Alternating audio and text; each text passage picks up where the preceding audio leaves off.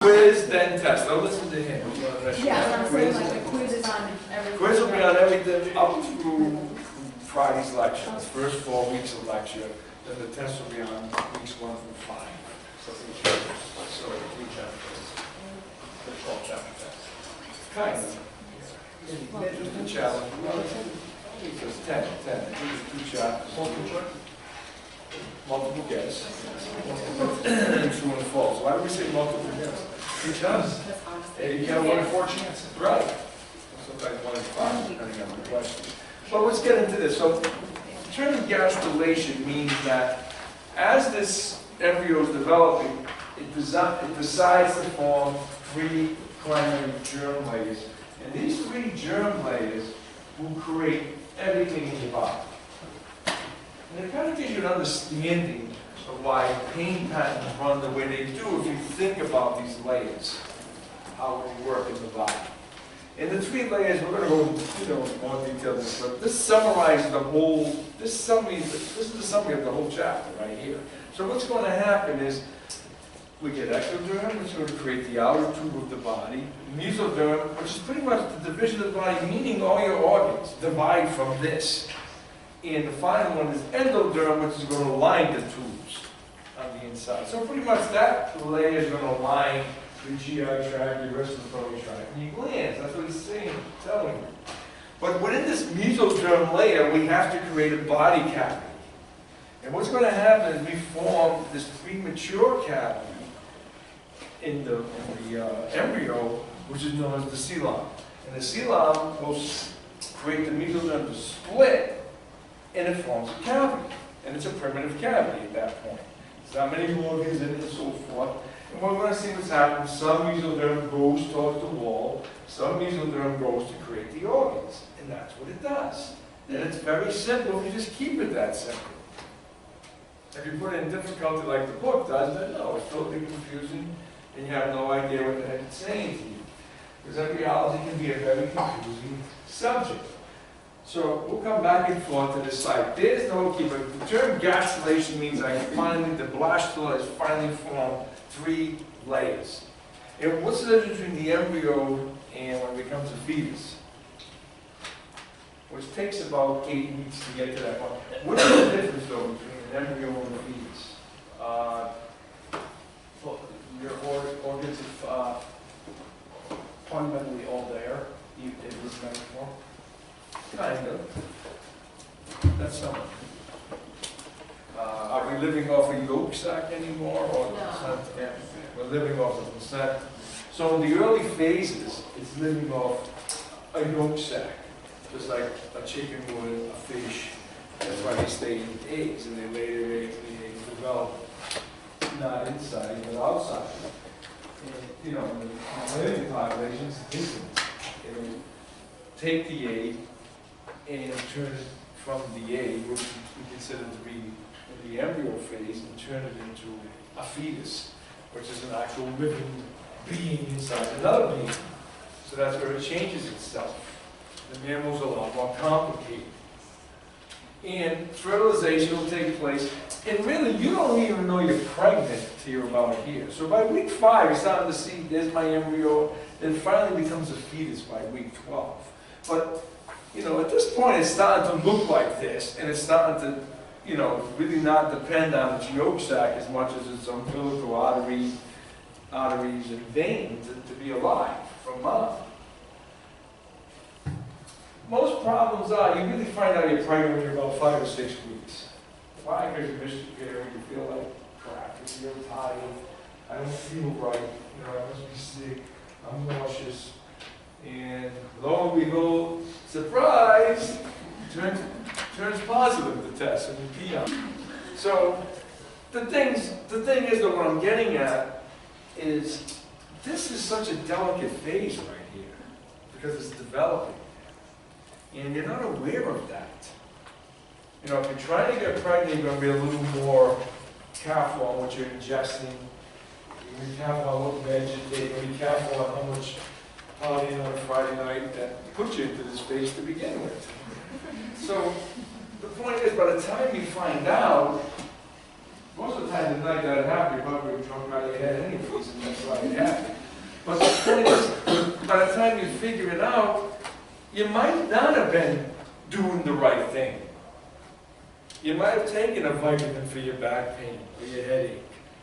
You know, you might, popping anything in the world because you're getting a headache, you kind of feel crappy, nauseous. Taking antipyretic meds so you don't throw up. So the point is, it's like you might have done damage. You've still been drinking. You know, no big deal. I can still have my glass of wine every night or 3 glasses, whatever, make you happy. You know, I'll take my Valium every night. And the point is, now you find out you're pregnant. It's like, damn. Could a problem happen? Maybe. And that's a big maybe, okay? What will happen after this point on from 2nd and 3rd trimester?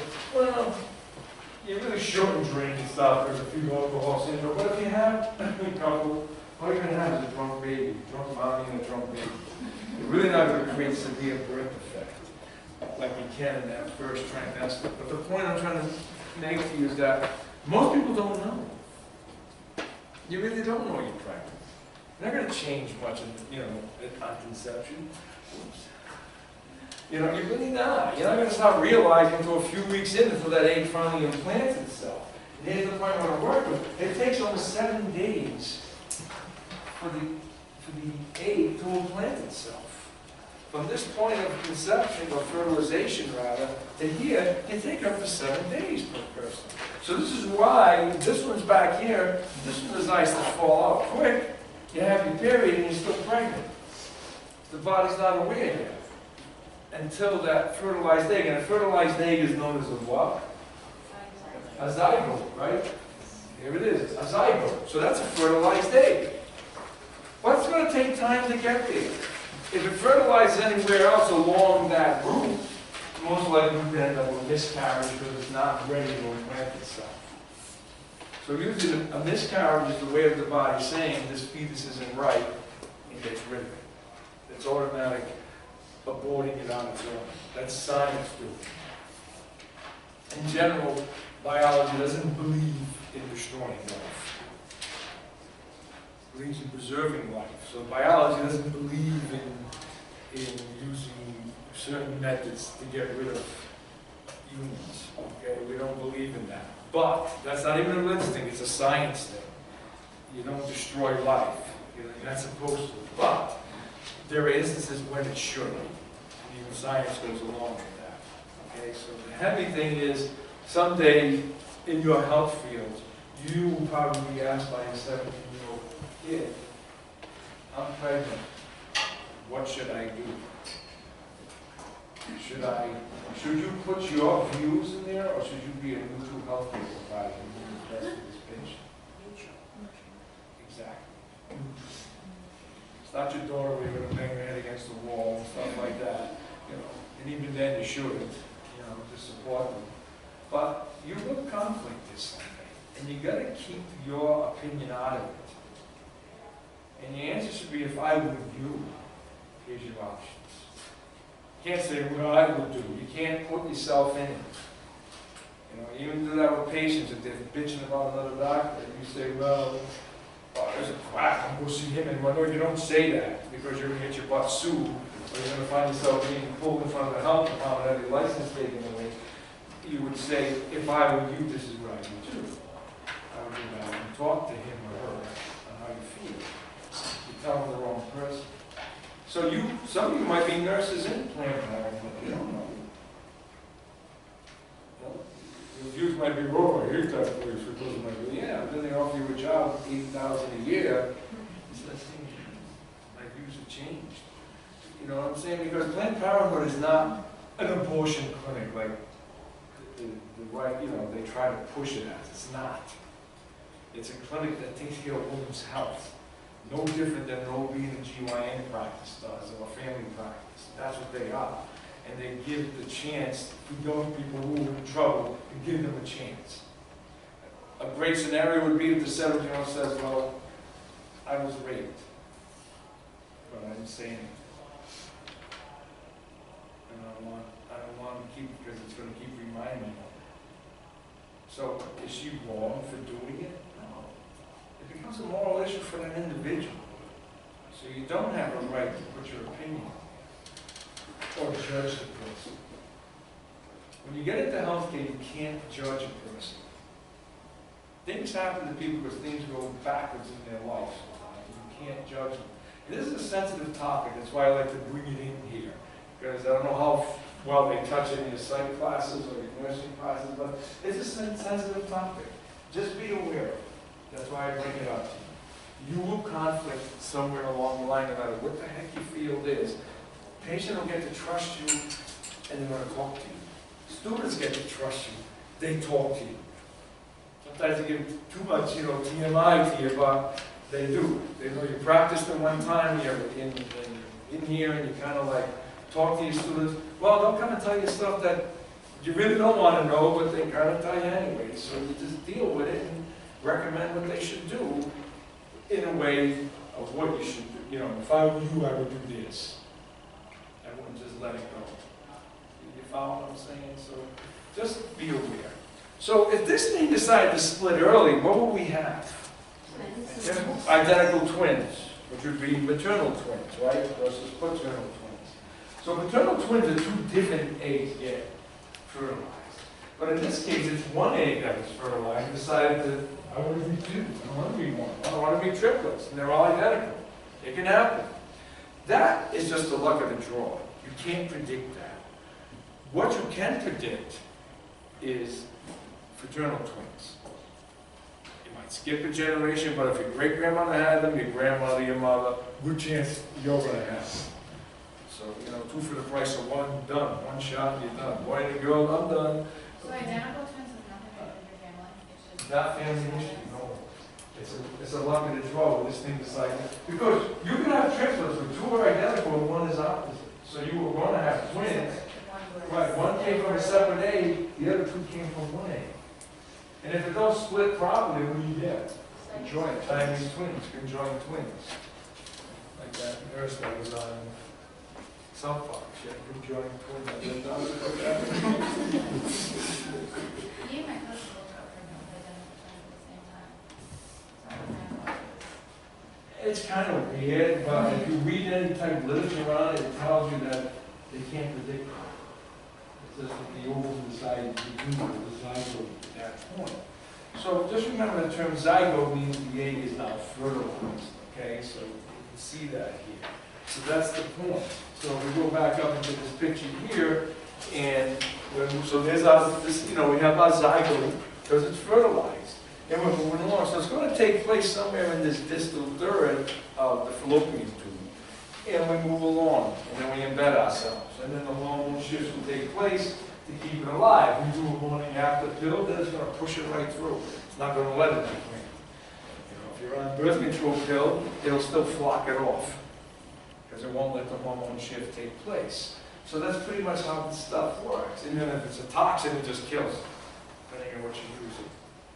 All right, so that's the theory. So there are a lot of methods to use that you shouldn't be using, which is blow the fetus up at 8 weeks, because I don't give a damn, I just get pregnant 5 times a year, and I don't care how many times I do that. In that case, I don't think that's a smart move. And one reason why, not only because of you destroying life, you're destroying your body. Because a day might come when you want to have a child, and now you can't because there's so much scar tissue up in the fallopian tubes or the uterus, and you can't have a baby anymore. So there's a lot of pros and cons of doing it. So that's another reason why. This will get into heavy again when we get into reproduction. But right here, there's two terms that you should know. I don't know what your background's on biology. What is the difference between mitosis versus meiosis? Meiosis is sexual. And mitosis is body division. So these would be your autosomes versus sex somes. Okay, so 22 cells would be like this.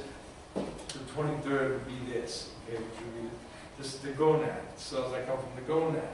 What is the difference between these? So this here would mean growth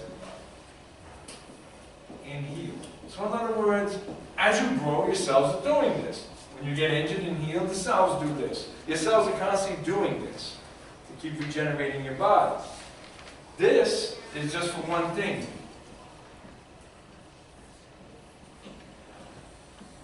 And how do you destroy a species? By not feeding it or stopping its reproduction? Stopping its reproduction. So if you get asked that question, guys, any of you decide to become biology majors, key is how you wipe out a species is you don't let this happen. Sterilize. Sterilize the species. And then it can't reproduce, so there's no more. And that's how you wipe out a species. Okay, not so much that they get destroyed because of environmental change, because it can move and it can readapt and so forth. And so this is growth. So this would be, how many chromosomes are in a human? 46, 23 46, 23 pairs, he's right. So this would look like, the writing of this would be like this, which would equal to 46. The writing of this would just stay this way. There's no, right. These are diploid, these are haploid. Haploid means I have the chromosome number. Does that ring a bell to any of you from high school biology? Or cellular biology? Or physiology? So there's your, so the key thing is understand these terms and why we want to do this, because would it be wonderful to have a human with 92 chromosomes? It'd be superhuman, maybe it'd be Superman or Batman or one of these things, right? Or the Spider-Man or Ant-Man who shrinks to an ant. Or really screwed up and be polyploid, which you wouldn't live. Polyploidism, triploid is trisomy 21. Okay, so that's Down syndrome. Look at what a mess up by one extra chromosome on the 21st. That's the only one that survived. Actually, That's there's what- sex chromosome ones, so the Turner yes. syndrome and that kind of thing too. Yeah, well, you got a lot of athletes that are trisomies. Really? A lot of you have female pro basketball players. That makes sense. They have XY, they have XX and Y, okay? So they might carry the Y chromosome, but the X is masking it out. So the only bad scenario with that, they may be sterile, that's it. That's about it. So that's the only. And big and pro athletes, like, you know, they may be sterile, big linemen, and a little slow. You know, knock the walls out, they do that. But to do anything else, no, they can't be a quarterback. They don't have the ability. But, you know, so you do have sex-linked chromosomal problems. They're not as deadly as when you hit certain specific genes, like trisomy 17. They make such disorders that an 18 makes such disorders that the baby usually doesn't live. But polyploidy will not exist. To be 92, that's not going to be. It would if you were a reptile. You might have 3 heads as a snake. Or 3 heads as a frog. That's why that stuff happens. That's polyploidy. But it doesn't happen in our race. It won't live. You know, maybe somebody, maybe Siamese twins. Is it a form? Who knows? Genetic model didn't copy properly. You know, the codon didn't, the anti-codon and codon didn't read properly. And that's all it takes. An A or a T shifting in the wrong direction, and you're screwed up. They believe with cancer is Really? some of it's that it's just a codon shift that turns the gene on, that your body can't keep it in remission anymore, then it turns it on, and boom, out it comes. In theory, we're all born with it. That's what they're thinking. So if we can get our immune system to recognize it and destroy it, you know, that's the future of cancer. So why isn't that destroyed? Because I mean, there is a check process for genetic. There is a check, for some reason the body doesn't see it. So is it a whole codon trick or is it Right, a it's a single? whole codon. Well, it's a single codon trick. Well, So as that's DNA is single. replicating, it makes a mistake. Yeah, but there's And different usually we do have check factors for our DNA esterase that reads and checks that. But sometimes we miss it. But a whole codon is not a big error. No, it's not a big error. I forget what they're called, Right. a single, Right. like, adenine, Right. right? Then it's a frame shift. It's a frame shift, Yeah. right, it's a frame shift. And the frame shift, as it goes on, can create more problems, but usually they're minute. They're minute mutations that the body can adapt with. But when DNA actually replicates itself wrong, then there's a situation. And that's more what they think.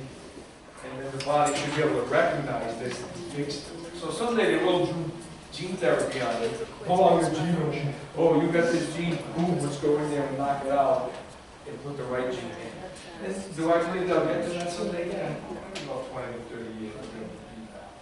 I think you're not close.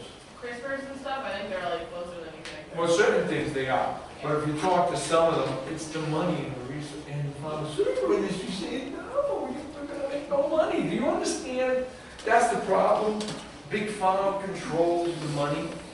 Big Pharma controls, your approved drug. They're ahead of this stuff. There's no more federal money going to these organizations. Big Pharma is donating. Big Pharma donates to medical schools to keep them open. So think about it. If all at once we cure it, so they're slowly introducing it, like their commercial, that drug now for non-small cell carcinoma of the lung, where this drug is shown to be much more effective than chemotherapy. And the average lifespan of chemo was 6 months, with this drug is 9.2, so still not tremendous. But the person won't have all that side effect of the chemo. So, and that's using gene therapy. The drug is making the body recognize it and fight it. That's all it's doing, but it just can't overtake it. They haven't had that ability. Some of them they have, but the triple negative breast cancer, none. To this day, they can't do anything more for you than they could 40 years ago. The chemos might live you a little longer, but you're going to eventually die. So when you're diagnosed with that, that's a dead sentence. Because eventually that tumor, and the studies have shown, use chemo or don't use chemo, the person lives the same amount of time. It's like weird. Depending, unless it started off hormone and shifted its way to that and changed itself, so it's weird. But you're gonna have to know what this is for and what this one's for, in case you get asked.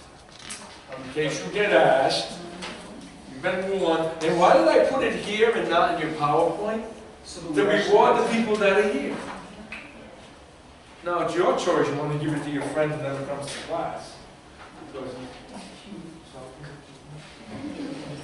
So what I'm trying to say to you, so you deserve a reward for being here where certain things, you just can't put everything there because then nobody have to come to lecture. So you're going to kind of make some kind of reward for coming here that certain things get interpreted differently than how the book says it. And that's your awareness point when you take your classes. So, your exams again. And by a study guide, you're going to have an idea what's going to get asked. Which will come out to the company next week sometime, the study guides will be out. So you'll get an idea. If you don't see this, then it's not going to get asked. If it's there, then it's going to get asked. Okay, so there'll be a question about it. Or there could be 3 questions on it, but the term is there. So know it frontwards, backwards, upside down. The study guide is for the test, not the quiz, right? The test, not the quiz. Right. The quiz is not that hard. It's 25 questions, my God. 25 multiple guess. Okay. But it gives you some idea of how questions can be formulated. The test questions get a little more difficult, yes. And what's the quiz on? I'm sorry. Everything up through Friday. Okay. Okay? The answer, everything. And then the test will be everything up through the following lecture, which will bring more possible. Okay? So there you go, your big zygote. So we'll know what a zygote is. And what's the proper term for sex organs? What? Then it's 7 days. That's what's this cavity. So what I want to get to is this now. So, I forgot what I asked you. You said, what is the term for sex organs? Thank you.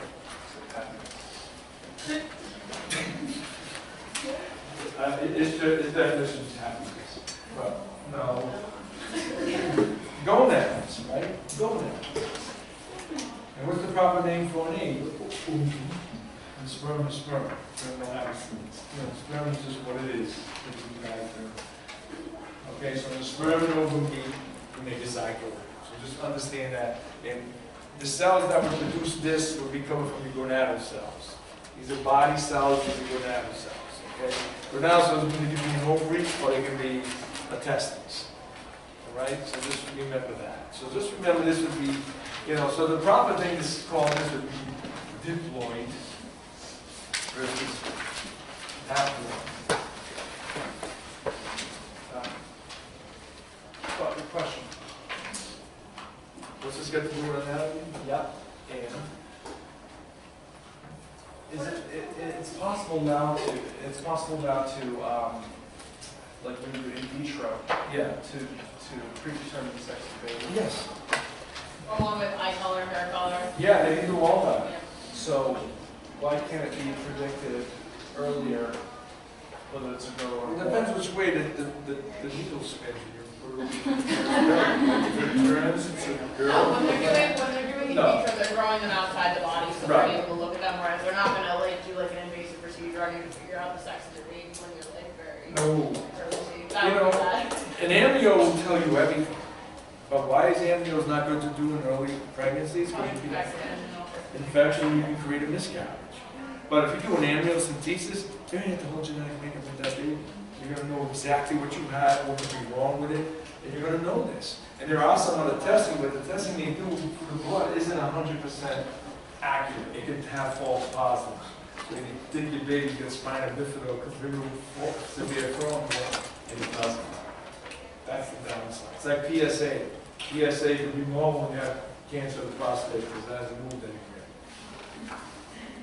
You know, talk about science destroying life too. We just talked about this in my ethics class last night about how when you get in vitro fertilization, they target before it's however many uses you want, however many take, they'll abort all the other ones. Right.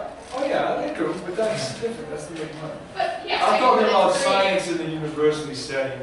The definition of biology is not to destroy life. No, it's the study. It's the Like, study. even life has. Even life, yeah. Stuff like that. Well, we want a perfect human. That's it. We want all our humans to be blonde hair, blue eyed. That was what Hitler said. You're ready for a perfect human.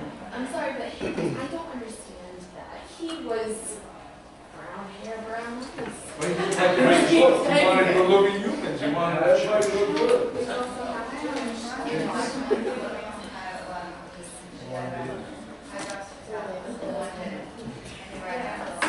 Before they turn on, they were identical, they tried telling me that they were fraternal. Microaggression, they were fraternal.